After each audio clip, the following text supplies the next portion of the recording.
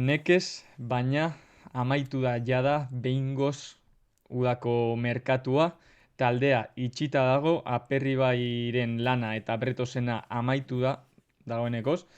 Eta, bueno, esan dezakegu mugimendu asko egon dela azken ordu hauetan, Markel. Bai, aprobagoa eman dezakegu ez, baina denok dakigun bezala gauza asko geratu dira pendiente udako merkatu hontan, eta segurazki neguko merkatura jada pentsatzen egon beharko dira Bretos eta Aperribai, ze pare bat pakete bai utzi dituzte pendiente. Pakete hori bigarren, mezu sekundario batekin doa edo Ez dixe, pakete izkutuko orokorrean. mezu bat, ez? Bai. Vale. Eske azkenean merkatuarekin gertatzen dena da, hasieran entretenimendu formula oso ona dela, jolas asko ematen digu, baina gero azkenean nekatzen amaitzen du. Eta azkeneko eguna nik uste dut gehiegi izaten dela eta saturatuta amaitzen dugula denok, ez? Egia da, lana lehenago eginda badago, gero ez direla gertatzen horrelako gauzak, atzo gertatu zena adibidez. Bai, Azken ordua heldu zen, oraindik mugimenduak zeuden egiteko, isteko, papelak, hemendik, handik, negoziaketak, telefono deiak, eta azkenean denok pentsatzen genuena gertatu zen. Bai, azkenean denei gustatzen zaigu azken orduko sorpresak, eta onak baldin badia, are gehiago ez. Baina denok eskatzen duguna normalian lasaitasun pixka bat da, eta aurten beste behin ere, iaz bezala ez dugu euki.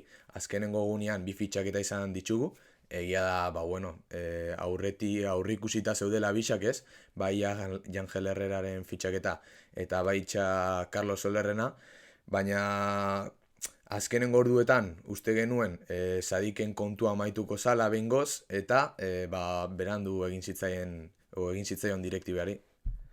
Horrelako gauzak ez dira kasualitatea eta gertatzen dira, sartzen bagara Realaren udan, orokorrean, nahiko mugimendu egon dira, pasa den udan eta aurrekoan baino gehiago, eta alde batetik normala da, ze proiektu berri baten hasiera da, entrenatzaile berri batekin, entrenatzaileak jokalariak ezagutu behar ditu, eta orduan lan asko zegoen egiteko, baina agian ez genuen espero hainbeste mugimendu, bai sarreretan eta bai irteeratan.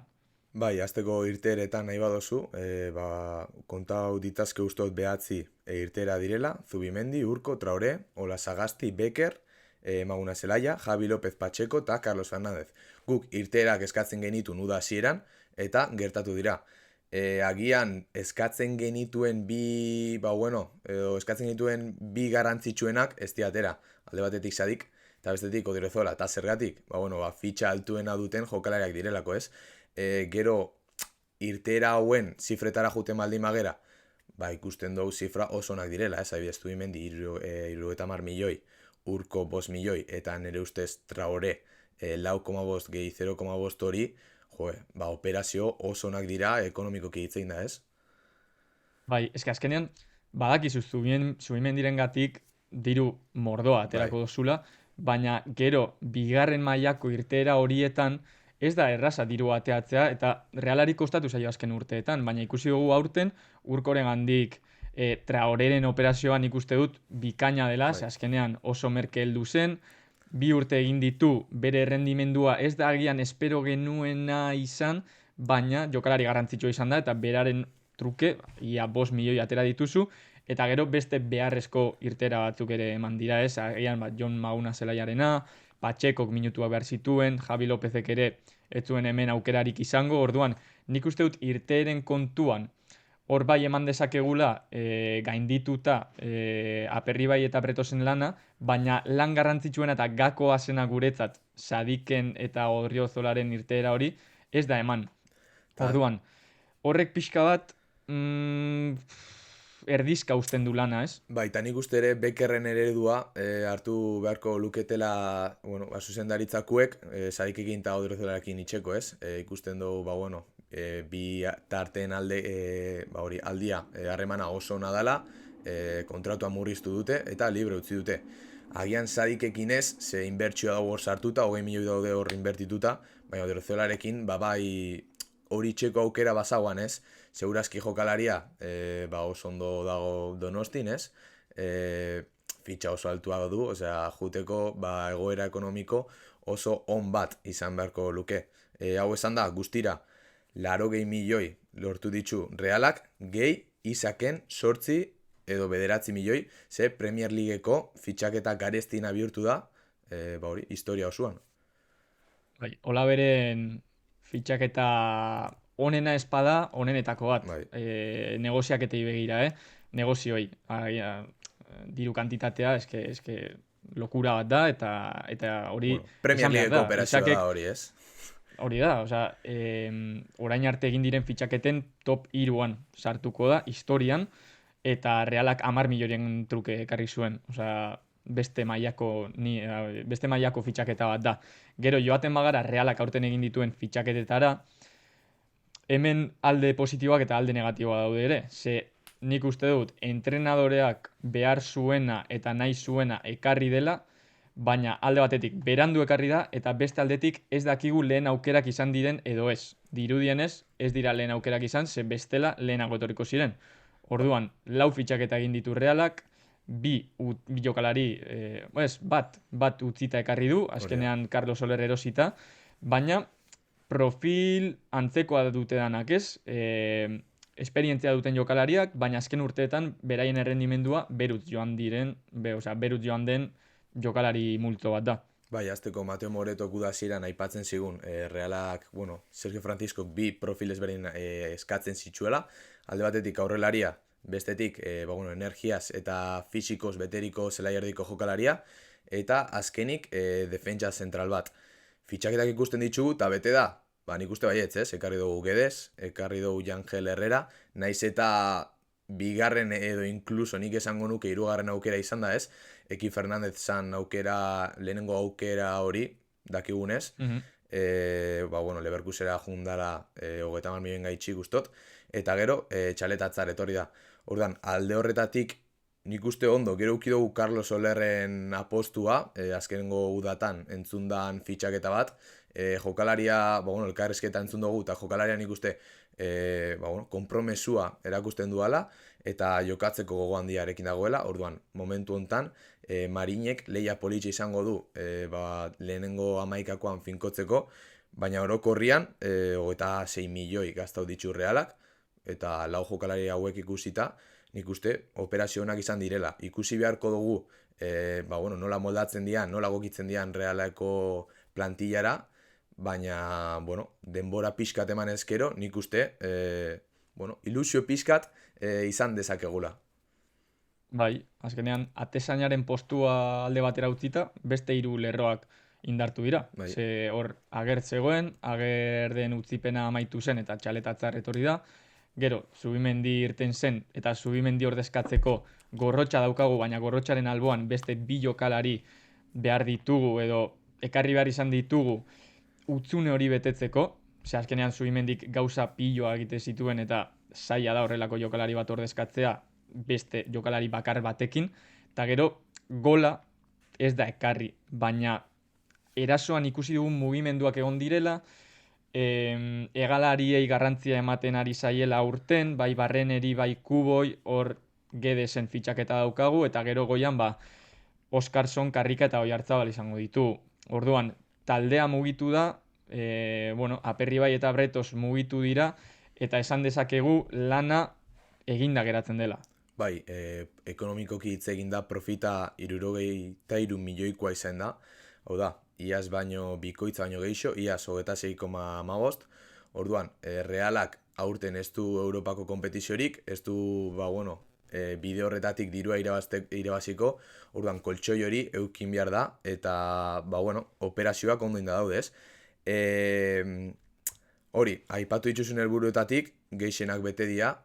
Orduan, 3,5 esan dozula, ez? Azkenean... Bai, 6 helburu markatu ditugu orokorrean, izango zirela lehenengoa Zubimendiren merkatu hasieran zeuden helburuak, ez? Merkatu amaieran. Merkatu hasieran zeuden helburuetatik 6tik 3,5 bete direla esango nuke. Lehenengoa Zubimendiren irteera istea eta gero ondo ordezkatzea. Gero, beraiek aipatu zuten bezala, Zubietako talentua lehenestea eta horri garrantzia ematea. Hirugarrena defentsa indartzea, laugarrena Sergio Franciscok eskatutako zelai erdiko jokalari fisiko horiek hartzea, bosgarrena gola eta seigarrena baztertutako jokalariei irteera bat bilatzea. Batzuk bete dira eta beste batzuk ez. Horregatik esaten dut nire ustez erdia baino pixkat gehiago bete direla. Ze, adibidez, nik uste dut Zubimendiren ordezkapena ondo Ondo antolatu indagala. duela Realak Gorrotxategirekin, bueno, Urko saldu du zifra on baten eta Turrientesi garrantzia eman dio postu horretan, baina gero, adibidez, irteeratatik bederatzi irteera egon badira, bost zubietakoak dira. Orduan ez dakit zubietaren lehen este hori eman den, ez? Bai, ointxe segurazki Jokin Apirrebai eta Erik Bretos aterako dira hitz egitera, prentxaurrekoan, orduan adiegon beharko gera, ea, ba bueno, azalpenei eta ikusteko batez nola jundan, ez? Ze azkenian kanpotik erresa da ba, iritzia ematia eta ba, pixka hor lata sartzia, baina azke agian, ba bueno, barruan ez dakigu ze gertau dan, orduan hitz egin aurretik, errasagoa da entzutia ze gertau dan, eta ondoren, ba, bai emango dugula guk gure iritzia. Gero baitxare, ba bueno, argiena, Sadik eta Odriozola taldian jarraitzen dutela. Lehenengo taldeko fitxa dute, orduan, ez dakigu Sergio Franciscok armaian utziko, ba bueno, dituzten, ez? Edo plantillako parte izango diren. Bai, hor marroia dago, marroia dago, ze azkenean soldata bat kobratzen ari diren jokalaria dira, Eta ez basua. Realaren parte direnak, taldeak horrelako egoerak ere igartzen ditu, hau da, aldagelan, ambientean, ez? Ez da erraza eramateko, ze beraiek ere pertsona dira, jokalari profesionalak dira, eta horrelako egoerak ez dira errazak inorentzat, ez? Gainera, Hemen arazoa da, bai, gainera Sadiken o araz, kasuan, bai, Sadiken kasuan ikusi dugu azken aldixan, ba nola ibili dan, ez? Instagramen, sare sozialetan bai, provokatzen, orduan, hori zuk esan duzu bezala giro hori aldagelan, igual bai, ba bueno, igarriko dala.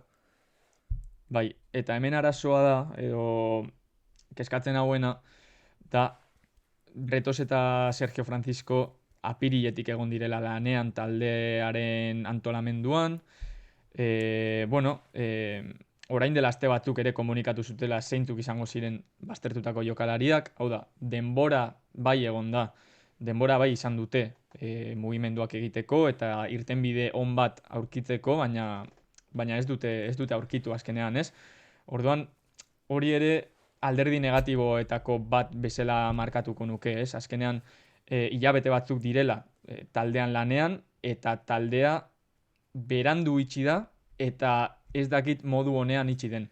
Bai, gogoratu behar dugu Sergio Franciscok Sanse utzi zuala playoffak hasi, baino pare bat partido ustot lehenago.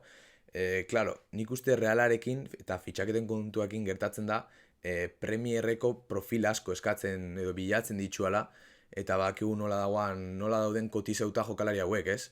Azkenean Premier Leaguek bat diru asko daka, dirutza asko daka, eta Realak operazioak, ba ikusi dugu adibez Horri Oskarsonekin eta Sadikekin, ba piztinara bota direla, ez? 20 milioi ordaindu dituzte, baina orokorrian eta ikusten dugu merkatu hontan, nik uste presioak nahiko basuak edo espero genitxun baino basuagoak direla zifra horiek, ez? Orduan, nik uste operazioak normalian geixegi tardatze dutela horregaitxik. Bai, negoziatzeko era bat da, eta Bai. aurten nik uste dut mentalitatea aldatu egin dela. Ze, orain arte Realak inkognitak fitxatze zituen, adibidez, orain dela 2 urte Zakarian fitxatu zuen, pasaden urtean Suzic fitxatu zuen, baina aurten beste jokalari profil bat ekarri du. Hobea edo txarragoa den, hori ba denborak esango du, Ikusteko dago, azkenean hori da. esperientzia duten jokalariak dira, beraien gandik ja badaukagu erreferentzia bat, Soler Valentzian, Guedes Valentzian, Jangel Herrera ikusi dugu ligan, hau da, gure buruan jada erreferentzia bat dago jokalari horiena, orduan zerbait espero dugu. Hori ondo ertengo den edo ez, ba, beraien errendimenduak esango du, eta nik uste dut Sergio Franciscok alduela hor atera potentziala eta talentua badagoela taldean, baina horrelako egoerak, adibidez, ba, merkatua irekita egotea eta Reala jokatzen egotea, bi jokalarirekin ez dakitenak bihar hemen egongo diren edo ez, horrelako gauzak ez dute laguntzen. Orduan, behin merkatua itxita, espero dugu beraien fokua soilik ligan egotea, soilik errendimenduan eta taldeak gorutz egitea. Hori da, momentuz, uste dut Europako merkatu garrantzitsuenak itxita daudela, baina Arabiako merkatu adibidez, irekita dau hilaren 11. egunera arte. Mhm. Orduan, klaro, Zubimendiz kanpo ez dugu jokalari garrantzitsurik galdu, eta hori nik uste albiste oso ona dela. Ikusiko dugu Bryce Arabiako oferta hori, onartzen duan ala ez, nik uste segurazki geragoengo dela. Osea, udazieran esan zuan bere burua realian zehola, orduan espero dugu alde horretatik zer ez aldatzia. Eta garrantzitsuena eta nik uste partida hauetan, 3 hauetan ikusi duguna, zelaiardiko jokalariak behar genitxun. Beharrezkoak ziren fitxaketa horiek itxia, nervi hori ere, ekartzia ez, fisiko hori ekartzia, eta lortu dugu. Egisa, Jangel Herrera lesionatuta datorrela, segurazki urrir arte ez dugula ikusiko Realakin jolazten, baina, orokorrian merkatua ona izan da, eta nik nota bat jarriko baldin banu, segurazki 6,5 edo 7 bat izango litzateke. Hor ia kendu didazu nota, nik ere 6,5 bat ipiniko diot Realari. Orain espero dudana da, merkatuko eta jokotik kanpo, futboletik kanpo geratzen diren egoera guzti horrek eta asunto guzti horrek hastea, Madrilen aurkako partidan zentratzea eta benetan gorut egitea, taldeak behar du, jokalariek behar dute eta batez ere entrenatzaileak behar du. Egutegi zaila dator orain, taldeak lehen partida hauetan gauza positiboak erakutsi ditu, baina ez dizkio jarraitasuna, azkenean ikusi genituen gauza on horiei ez die jarraikortasuna eman eta hori taldeak igarriko du, Orduan nik espero dut, hemendik aurrera denak gorutze egitea, ja taldea itxita, Brycen asuntoa ere ahaztuta, eta ikusiko dugu. Bai, ointxe bertan futbola hastia, garrantzitsuena dela ez, azkenean, guzti honen muina liga da, eta espero dugu bai, gure tetxua altzatzia. Hori da.